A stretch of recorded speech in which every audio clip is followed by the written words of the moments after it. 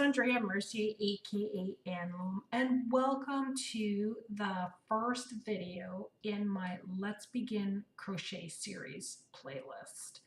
So the reason why I started doing this series is because my friend Lori and my friend Mama are going to see me in July when I go to Baltimore to visit, and they were wondering if while I was there I could teach them how to crochet.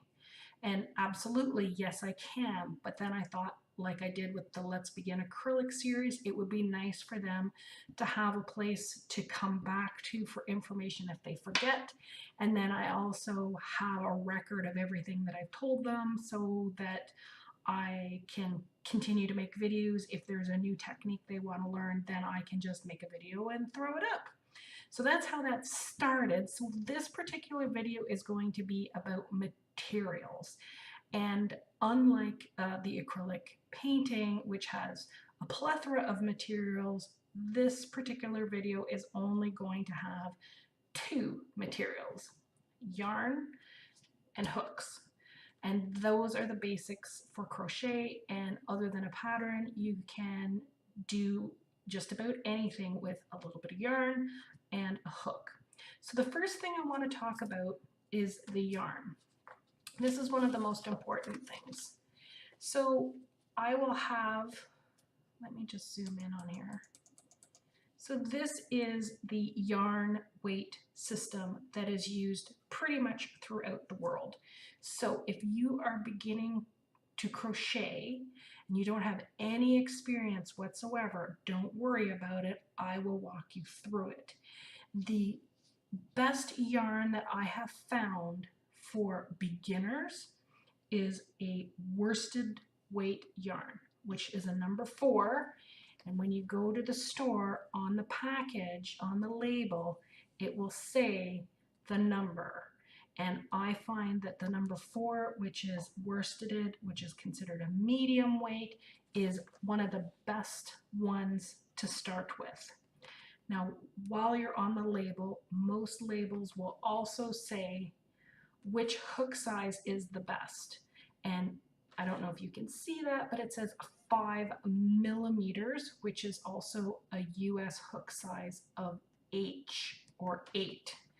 So the other piece of paper that I will get up for you is the hook sizes and conversions. Most hook sizes now are in metric, so by millimeter, 4 millimeter, 4.5, 5 millimeter. The old sizes in the US were B, C, D, E, F, G, H, I, and there also came out with a numbering system. So the 5 mil is equal to an H or an 8. And then in Canada, not anymore, but when I was a kid and I was learning to knit, the UK measurements were also something that my mom had. She had sizes 5 and 4 and 3 for when she used to make not sweaters but scarves for us, and then the smaller ones she would have were like 11 and 12. I don't know of anyone who follows this anymore. You'll find most crochet hooks will say both the millimeter and the H/8 on hooks now, like when you go to Michael's to buy them.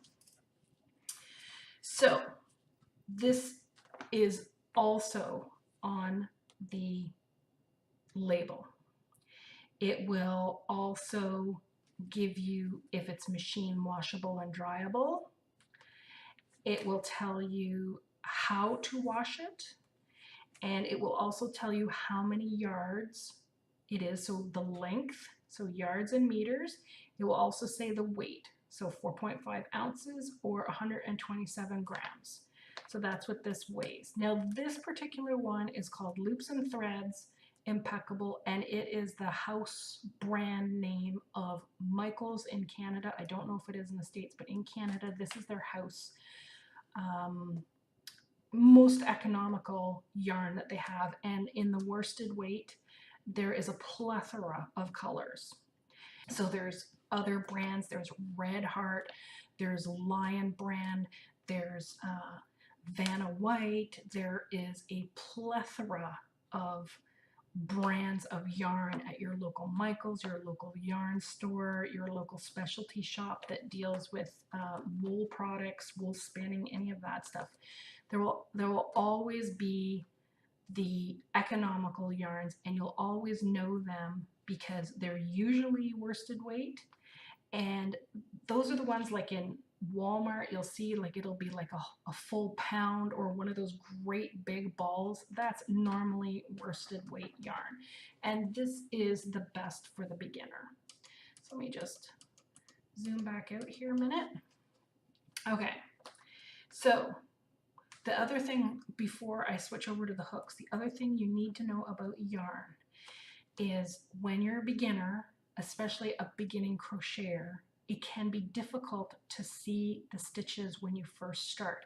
So I recommend that you get a very kind of a light medium blue or like a green.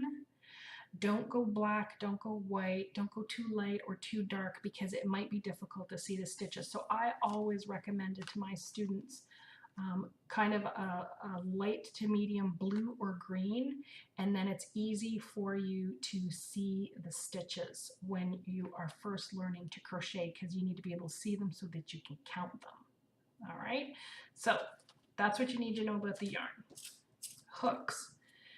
There is a gazillion hooks out there. There's hooks made from different products: metal, plastic, bone, bamboo.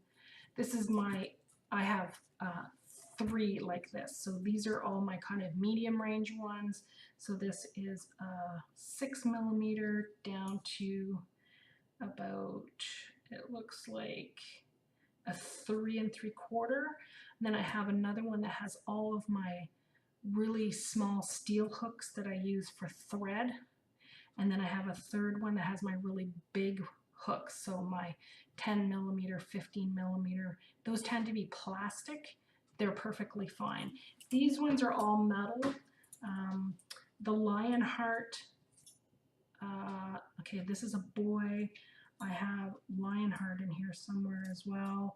I have a couple of no-name brand ones. But the boy, see, it's B-O-Y-E. This brand at Michael's usually comes in a 3-pack, so it's usually a 4.5, a 5, and a 5.5. I think you can get it for $8 or $9. That's what I normally would recommend to my students because it's the 3 different sizes that are the most popular. I tend to start everybody out on a 5mm hook. Let's see if I can get, there's a 5.5, here's a 5. So I tend to start everyone out on a 5mm hook, but 5.5 for people who have bigger hands or bigger fingers, and then a 4.5 for people who have more delicate hands. And then, like this says 5mm, but a half a size up or down is certainly not going to make a difference. If someone is a really tight crocheter, I usually recommend that they go up a size so that even if they're doing tight, it will help with the gauge. If they're really loose, sometimes I'll recommend that they go to a half or a full size smaller so that it's still the right gauge for when they're doing their pattern. These are the things that you figure out as you start to crochet. So that's it for the big materials. The other things I always have is a pair of scissors. These are stitch markers, so they're just little pins that you can put on to hold a stitch. These are used a lot in knitting, but I do use them with my beginners in crochet to help them keep track of their ends. And then of course some tapestry blunt-nosed needles for weaving in ends. And if you don't want to go out and buy these, you can just use a safety pin. I have even used a paper clip in my day just as an emergency to hold an end. And then that's it. I have my little wrap-up package that carries my needles with my hooks with me. You certainly don't need to invest in one. You could just use a pencil case. You know me, I'm all about the easy and the cheap. And this was pretty much everything I needed to go and teach a class. So I will get these two up actually what I might do is link, it'll be easier instead of trying to get you to go to my Dropbox. I'll put the link for this information so that you can go and print off your own if you wish. I will make a list of the supplies, and that's it. In the next video, I will start showing you how to crochet. Very excited. I'll see you later. Bye.